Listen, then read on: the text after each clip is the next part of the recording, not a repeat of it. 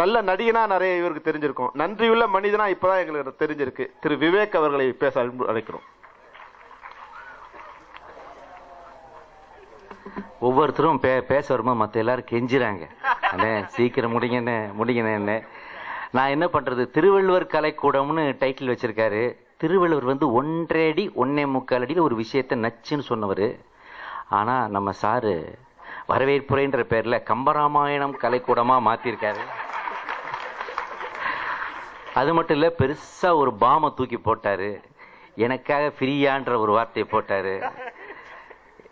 என்னோட இன்னொரு படத்தோடைய நான் தான் பாலோட ப்ரொடியூசர் லாரன்ஸ் இங்கேயோ இருக்காருன்னு நினைக்கிறேன். அவரும் அதை ஃபாலோ பண்ண வேணான்னு தயவு செய்து கேட்டுக்கிறேன்.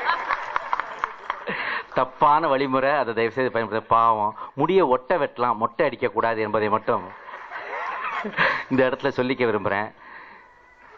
இந்த மனுஷன் நல்லா இருக்கணும்னு எல்லாருமே நினைக்கிற ஒருத்தர் உண்டு என்றால் அது வி சேகர் சார் மட்டும்தான். அந்த பேரை அவர் சம்பாதிச்சிருக்கிறாரு. அவர் நாங்கள் ஒரு இயக்குனராகவே நாங்கள் பார்க்கறதே இல்லை. அவர் வந்து ஒரு குடும்பத்தில் ஒரு நண்பரா அல்லது நாங்கள் போகிற இடத்துல ரொம்ப தோஸ்தா ஒரு ஃப்ரெண்டா அவர் கூட நாங்கள் நடித்த அந்த காலங்கள் வந்து வசந்த காலங்கள். இன்னைக்கு வந்து ஒரு 2 பெரிய காமெடியை உருவாக்கி நாங்கள்லாம் தெளிவாக சத்தமாக பேச ஆரம்பிச்சதுக்கு காரணமே வி சேகர் சார் தான். காரணத்தை கேளுங்க.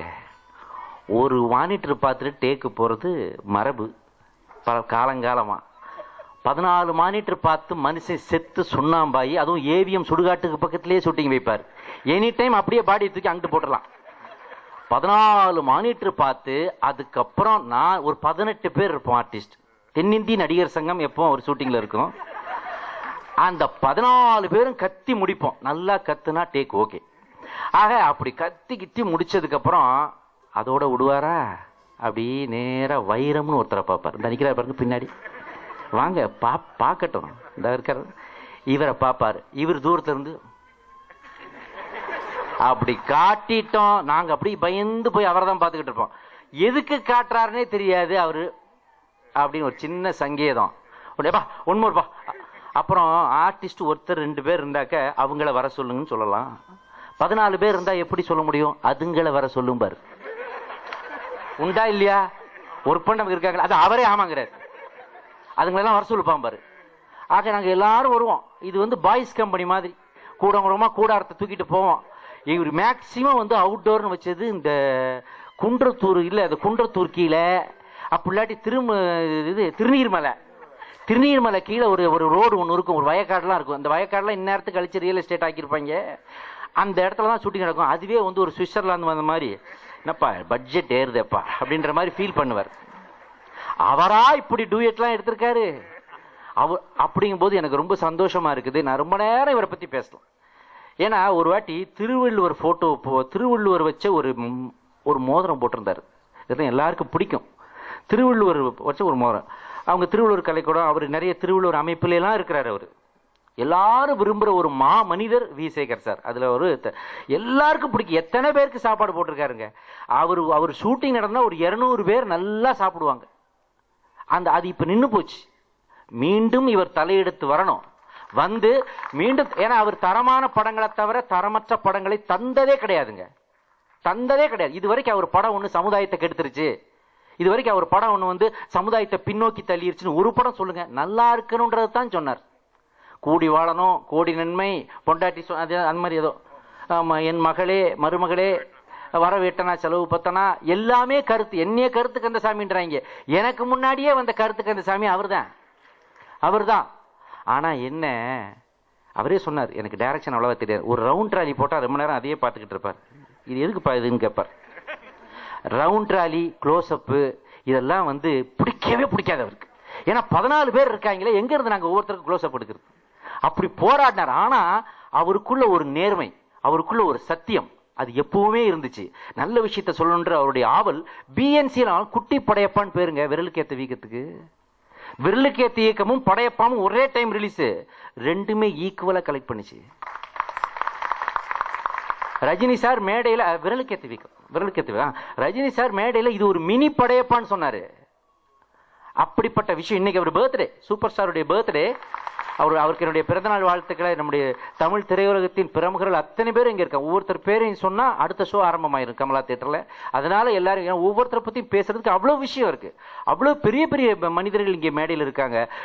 அதாவது ஒருத்தர் மைக்கை பிடிச்ச உடனே பஞ்ச் டைலாக்ன்றது காமெடியன் பேசலாம், ஹீரோ பேசலாம். ஆனா மைக்கை பிடிச்சு முதல் வார்த்தை சொன்னவுடன் இவர் இதைத்தான் சொல்லுவார் என்று தெரிந்திருக்கின்ற தமிழ் மக்கள் பலமுறை கேட்டாலும் மீண்டும் அந்த வார்த்தையை கேட்ட உடனே கரகோஷம் செய்வார்கள் என்றால் என் இனிய தமிழ் மக்களே, அது தமிழ் கலாச்சாரமாவே மாத்திட்டாரு. தன்னை நம்பிய அவர் அப்படி. இன்னொருத்தர் தன்னை நம்பிய எந்த ப்ரொடியூசரும் நஷ்டமடையாம பாதுகாத்தவர் ரவிக்குமார் சார். மாஸ் ஹிட்ஸ் கொடுத்த விக்ரமன் சார் இருக்காரு. எவ்வளவு பெரிய எல்லா லாங்குவேஜ்லயும் ஹிட். அமிதாப் பச்சன் உட்கார்ந்து பாட்டு கேட்டாரு. அப்படிப்பட்ட ஹிட்டை கொடுத்தவர் விக்ரமன் சார். இன்னமும் அந்த நடிகர் சங்கத்தின் தூணாக நின்று கொண்டு அவர் ஒன்னும் அசைக்கவே முடியாத மலையா இருக்கிறாரு அண்ணன் ராதாரவி அண்ணன். ரஜினி சாருக்கும் வால்டர் வெற்றிவேல், சத்யராஜ் சாருக்கும் எத்தனை ஹீரோக்களுக்கு மாஸ் ஹிட் கொடுத்த பி.வாசு சாருடைய வாழ்த்துக்கள் இங்க இருக்குது. சினிமா நல்லா இருக்கணும்னு ஒவ்வொரு செகண்டும் நினைச்சு போராடிக்கிட்டு இருக்க எங்கள் கே.ஆர். சார் அங்க இருக்கிறாரு. எத்தனை நல்ல மனிதர்கள். இடுப்பு ஆட்டுது அந்த அருந்ததி. அந்த ஆட்டத்துக்கு காரணம் யாருன்னு பார்த்தா தலைவன் அங்க இருக்கிறான், டான்ஸ் மாஸ்டர் என் தலைவன். பாதி தமிழ் சினிமா ஹீரோக்கள் இடுப்ப வயலண்டா ஆட்ட கத்து கொடுத்ததே எங்க சிவசங்கர் மாஸ்டர் தான். யாரை சொல்றது யாரை விடுறது. மீண்டும் பீனிக்ஸ் பறவை மாதிரி மீண்டும் எழுந்து வந்து எங்க எழில் நிற்கிறார் தமிழ் திரையுலகத்துல. அதான் முயற்சி. அதாவது வெற்றி என்பது மிகப்பெரிய முயற்சியினால் கண்டிப்பாக மீண்டும் மீண்டும் போராடி அடைய 3 விஷயங்கள். சுவாமி விவேகானந்தருடைய 150வது பர்த்டே இன்னைக்கு இந்தியா கொண்டாடிட்டு இருக்கு. ஒவ்வொரு புதிய முயற்சியும் 3 ஸ்டேஜஸ் கிராஸ் பண்ணணும்னு சுவாமி விவேகானந்தர் சொன்ன அந்த வீர மொழி என்னன்னா, முதல்ல ஆப்போசிஷன், 2வது ரெடிக்யூல், 3வது அக்செப்டன்ஸ். முதலில் இந்த உலகம் உன்னை ஏளனம் செய்யும், பின்பு எதிர்க்கும், பின்பு அக்செப்ட் பண்ணிக்கொள்ளும், உன்னை ஏற்றுக்கொள்ளும். அந்த வெற்றியை இங்க குவித்தவர்கள் தான் இங்க அத்தனை பேரும் அமர்ந்திருக்கிறார்கள். நான் சில பேரை விட்டுருக்கலாம், என்ன மன்னிச்சிருங்க. ஆனா எல்லாரும் மிகப்பெரிய மனிதர்கள். இங்க இருக்க அத்தனை பேர் மாதிரி தான் இங்க இருக்க அத்தனை பேரும் பத்திரிகையாளர்களும் ஊடகங்களும் நெட்காமும் .com இணையதளம் போட்டோகிராஃபர்ஸ் எல்லாரும் மனசுலயும் இப்போ ஒரு என்ன தெரியுமா, சேகர் சார் ஜெயிக்கணும், வி சேகர் சார் ஜெயிக்கணும். அந்த ஒரு எண்ணம் தான் எங்க மனசுல இருக்கு. அதுக்காக பேமெண்ட்டுகள்ல எதையாவது பிட்டுகளை போட்டுறாதீங்க, கொடுங்க. எங்களுக்கு குடும்பம் தான் இருக்கு. குடும்பத்தை பத்தியே படம் எடுத்துக்கிட்டு ஒரு குடும்பம் கஷ்டப்பட விடலாமா நீங்க? அதனால அதையும் கரெக்டா கொடுத்துருங்க. எல்லோரும் வாழ்க, படம் ஜெயிக்கணும்னு சொல்லி விடைபெறுகிறேன். நன்றி, வணக்கம்.